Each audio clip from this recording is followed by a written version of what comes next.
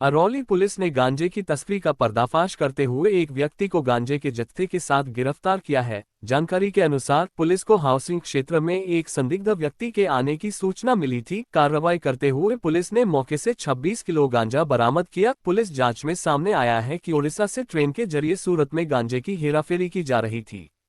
आरोपी बीरेंद्र गुप्ता सनातन प्रधान से गांजे का जत्था मंगवाता था। अरौली पुलिस ने मौके से गांजा, मोबाइल और नकद रकम जब्त कर आगे की जांच शुरू कर दी है। રાજ્યના માનનીય ગૃહ રાજ્યમંત્રી શ્રીના સૂચનાના આધારે નો ડ્રગ્સ ઇન સુરત અભિયાન હેઠળ માનનીય પોલીસ કમિશનર શ્રી ગેહલોત સરના માર્ગદર્શન હેઠળ અમરોલી પોલીસ સ્ટેશન વિસ્તારમાં ડ્રગ્સ મુક્ત કરવાની કામગીરી ચાલી રહેલ છે।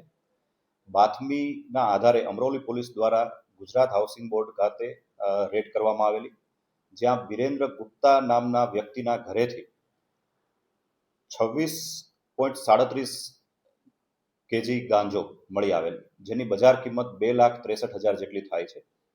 આ ગાંજો વિરેન્દ્ર ગુપ્તા સનાતન શંકર પ્રધાન નામના વ્યક્તિના ત્યાંથી મેળવેલો। શંકર પ્રધાન મૂળ ઓરિસ્સાનો રહેવાસી છે અને ઓરિસ્સાથી ટ્રેન મારફતે આ ગાંજો લાવતો હોવાની હકીકત જણાઈ આવેલ છે। હાલમાં બંને આરોપીને એરેસ્ટ કરી લેવામાં આવેલ છે અને કાયદેસર કાર્યવાહી હાથ ધરવામાં આવેલ છે।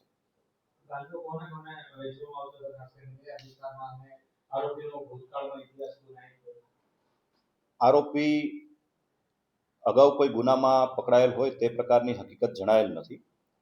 છેલ્લા 2 માસથી ગાંજા વેચાણની પ્રવૃત્તિ ચાલતી હોવાનું ઇન્વેસ્ટિગેશન દરમિયાન જાણવા મળેલ છે।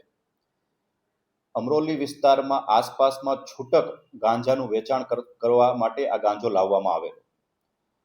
છેલ્લા 2 માસમાં લગભગ બીજી વખત આ ગાંજો ઓરિસ્સાથી મંગાવવામાં આવેલ છે, તે પ્રકારનું ઇન્વેસ્ટિગેશન દરમિયાન જાણવા મળેલ છે। વિરેન્દ્ર ગુપ્તા નામના વ્યક્તિની જે ધરપકડ છે તે ગુજરાત હાઉસિંગ બોર્ડ ખાતેથી કરવામાં આવેલ છે।